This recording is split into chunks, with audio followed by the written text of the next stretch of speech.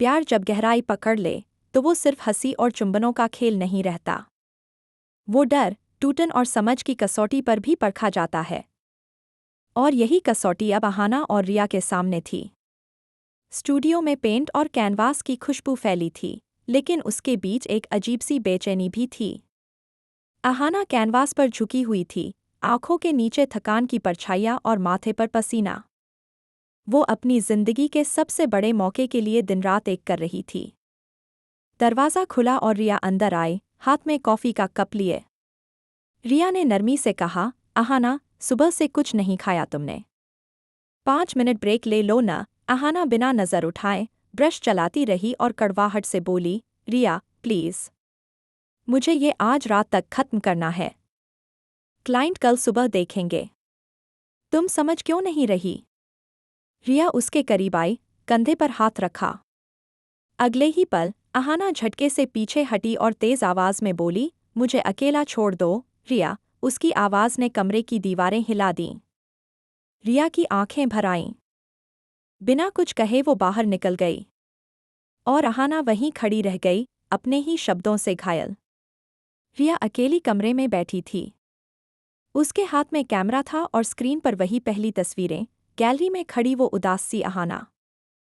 वो तस्वीरें अब आईने की तरह लग रही थीं। क्या अहाना फिर वही बन रही है? अपने डर और काम में छिपी हुई? दरवाजे पर दस्तक हुई। रिया ने खोला, बाहर अहाना खड़ी थी। आंखें सूजी हुई, चेहरा टूटा हुआ। अहाना टूटे हुए स्वर में बोली, रिया, माफ कर दो। मैं बस तनाव में थी। रिया ने कुछ नहीं कहा, बस दरवाजे से हट गई। अहाना अंदर आई, जैसे अपने ही बोझ तले झुकी हुई। अहाना ने कहा, मैं तुम्हें खोने से डरती हूँ, रिया। जब भी कोई चीज़ बहुत मायने रखती है, मुझे लगता है कि मैं उसे बर्बाद कर दूंगी। मेरे अतीत में यही हुआ है। ये पहली बार था जब अहाना ने अपने डर को स्वीकार किया। उसकी आंखों में वही गहरी उदासी लौट आई थी।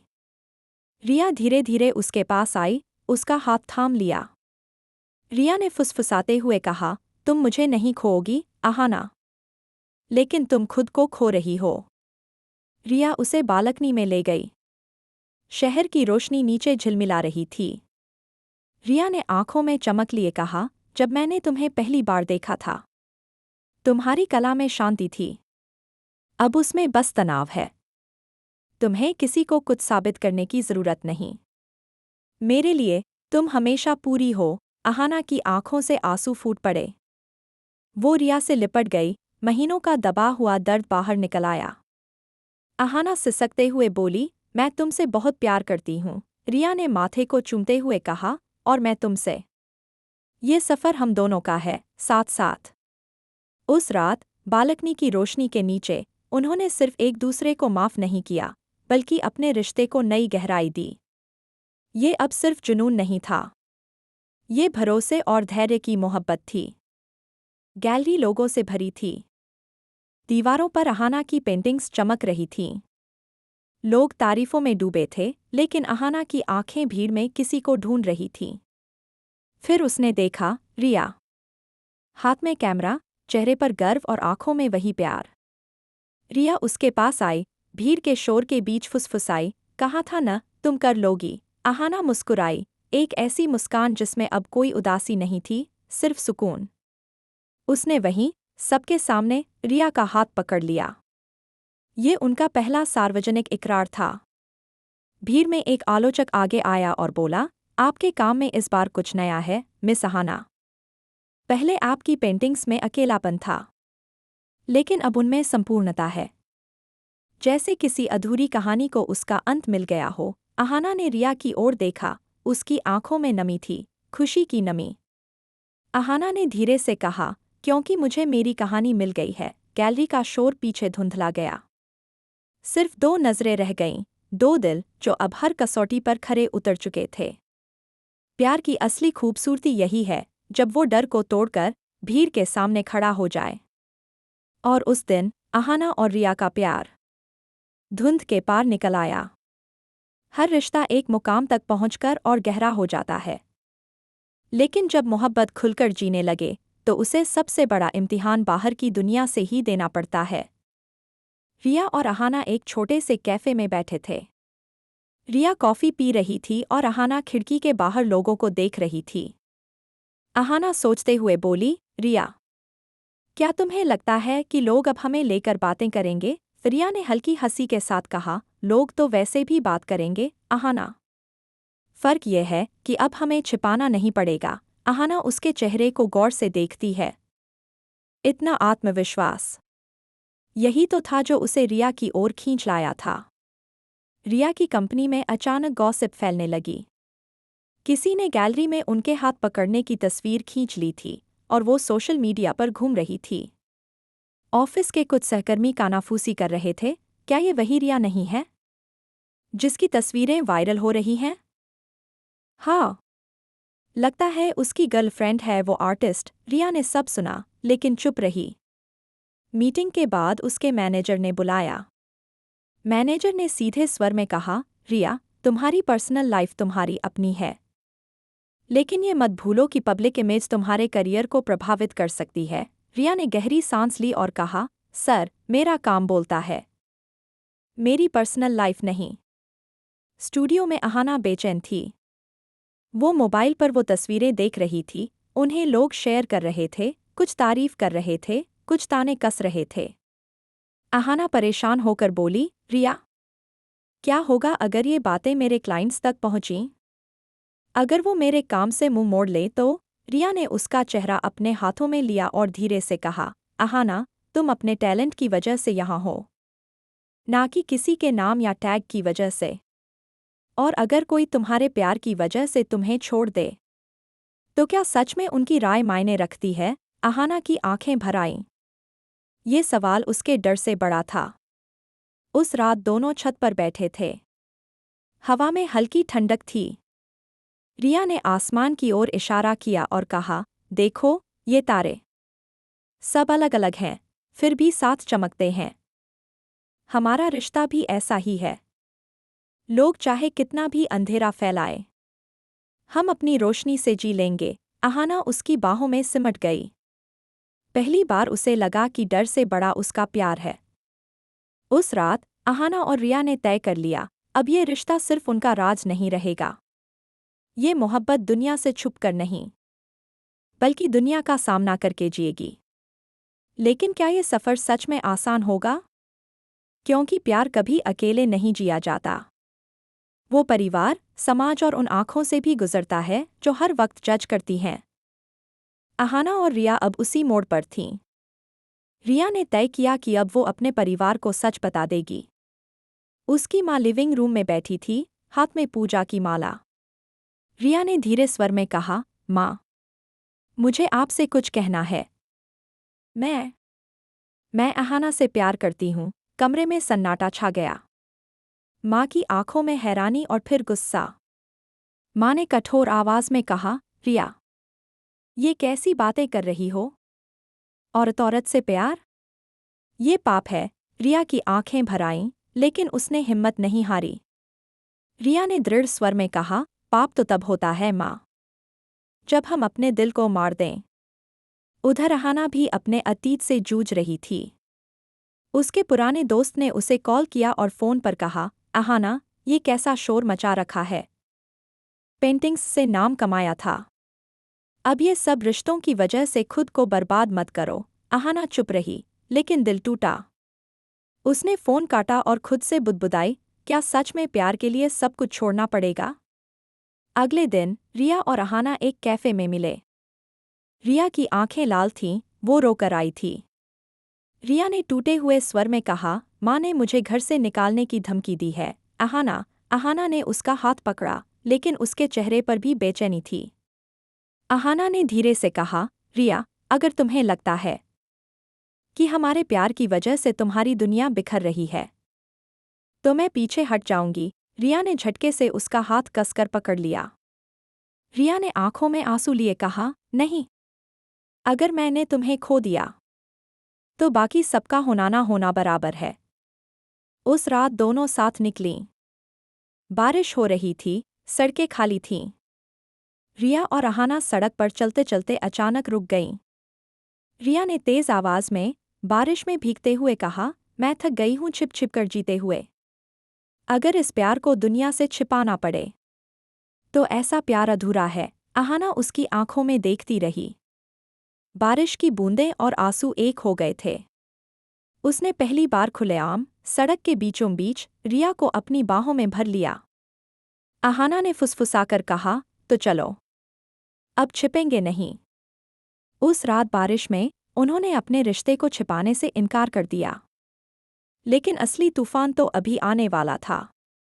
वो तूफान जिसमें उन्हें खुद को और एक दूसरे को साबित करना था। प्यार जितना गहरा होता है, उसके इम्तिहान भी उतने ही कठिन होते हैं। रिया और अहाना अब उस मुकाम पर थीं जहां उनका रिश्ता सिर्फ उनका नहीं बल्कि सबकी नज़रों का सवाल बन चुका था। रिया घर लौटी। उसकी माँ गुस्से से भरी बैठी थी, पिताजी भी पास ही खामोश थे। टेबल पर अखबार पड़ा था जिसमें गैलरी की तस्वीर छपी थी, अहाना और रिया हाथ पकड़े हुए। माँ ने क्रोध में कहा, ये सब अब अखबारों में छप रहा है। तुम्हें शर्म नहीं आती, रिया? मोहल्ला क्या कहेगा? रिया कांपते हुए बोली, माँ, मुझे परवाह नहीं कि मोहल्ला क्या कहेगा। मुझे सिर्फ ये परवाह है कि मैं झूठ जीकर खुद को खो दूं। पिता ने पहली बार आवाज उठाई और कहा, रिया, ये सब बंद करो। या तो अहाना को छोड़ दो या इस घर से बाहर निकल जाओ। कमरे में सन्नाटा छा गया। रिया ने आंसू पोंछे और बैग उठाकर बाहर निकल गई। उधर अहाना अपने काम में डूबी हुई थी। क्लाइंट मीटिंग में किसी ने सीधे कह दिया, आपकी कला अद्भुत है, अहाना। लेकिन इन अफवाहों की वजह से हमारी कंपनी की इमेज पर असर पड़ सकता है। हमें सोचने दीजिए कि क्या हम अगली प्रदर्शनी आपसे करवाएं या नहीं। अहाना चुप रही, लेकिन उसका दिल टूट चुका था। क्या उसका प्यार अब उसके करियर के रास्ते में आ रहा था? रिया और अहाना फिर कैफे में मिले। रिया की आंखों में दर्द और गुस्सा दोनों थे। रिया ने कांपती आवाज में कहा, अहाना, माँ बाप ने मुझे घर से निकाल दिया। अब मैं कहाँ जाऊँ? अहाना ने उसका हाथ पकड़ना चाहा, लेकिन उसके चेहरे पर थकान साफ थी।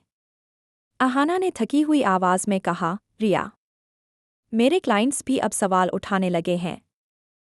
कभी कभी लगता है कि हमारा रिश्ता सब कुछ छीन लेगा। रिया का दिल जैसे चाकू से कट गया। रिया ने आंखों में आंसू लिए कहा, तुम कहना क्या चाहती हो, अहाना? क्या हम गलत हैं? अहाना चुप रही। वो कुछ कहना चाहती थी, पर शब्द नहीं निकल पाए। बारिश हो रही थी। रिया अकेली सड़क पर चल रही थी, भीगती हुई। उसके कानों में अहाना की खामोशी गूंज रही थी। क्या प्यार सच में इतना कमज़ोर होता है? या फिर लोग ही इसे कमज़ोर बना देते हैं?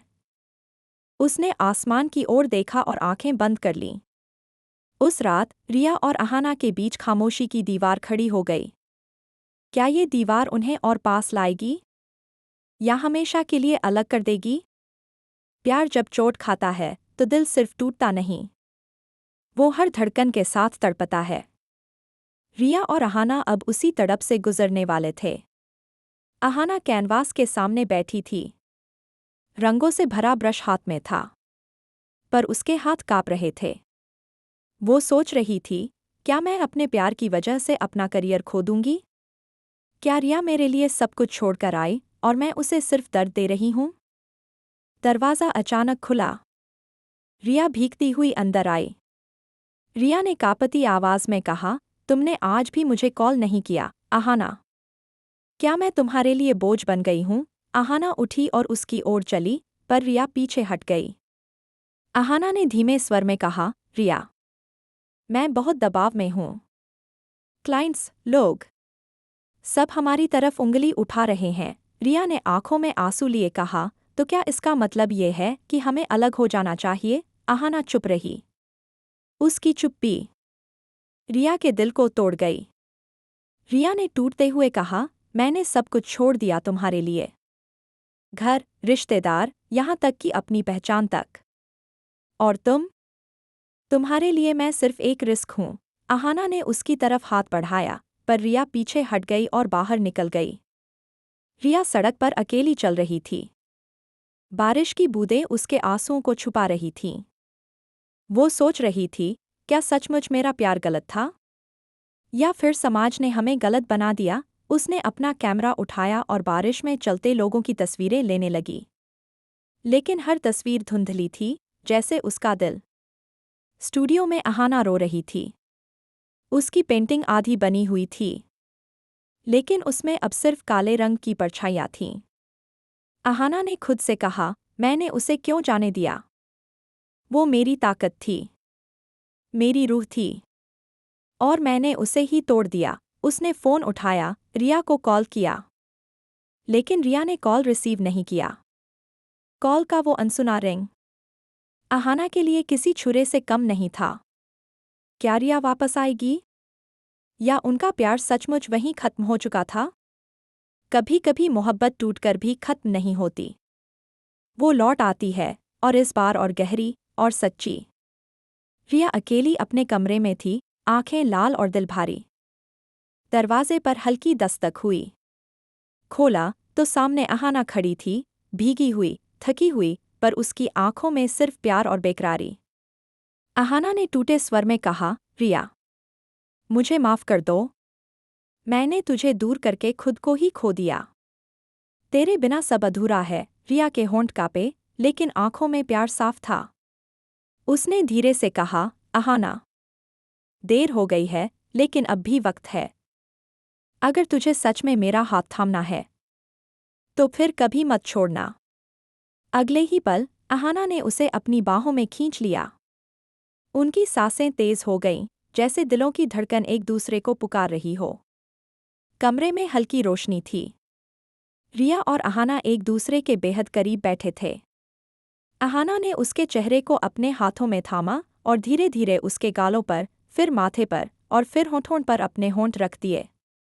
रिया ने सांसों के बीच फुसफुसाते हुए कहा, तुम्हें पता है, तुम्हारा चुंबन मेरे सारे डर मिटा देता है। अहाना मुस्कुराई, उसके बालों को सहलाते हुए।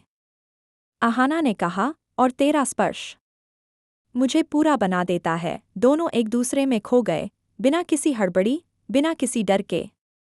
वो पल सिर्फ उनका था, जहां न अतीत की परछाइयाँ थीं, न भविष्य की चिंता, बस दो दिल और उनका सुकून। सुबह की पहली रोशनी कमरे में दाखिल हुई। रिया अहाना के कंधे पर सिर टिकाए लेटी थी, और अहाना उसकी उंगलियों से खेल रही थी। अहाना ने धीमे से कहा, रिया, वादा है, चाहे कैसी भी आंधी आए, अब तुझे कभी अकेला नहीं छोड़ूंगी। रिया ने हौले से मुस्कुराते हुए कहा, और मैं हमेशा तेरी धड़कनों की परछाई बनकर रहूंगी। दोनों ने फिर से एक दूसरे को कसकर गले लगाया। यह अब सिर्फ प्यार नहीं था, यह उनका घर था। उस रात रिया और अहाना ने जाना, प्यार सिर्फ लफ्ज़ों में नहीं, बल्कि उस खामोशी में भी है, जहां दो जिस्म, दो रूहें एक हो जाती हैं।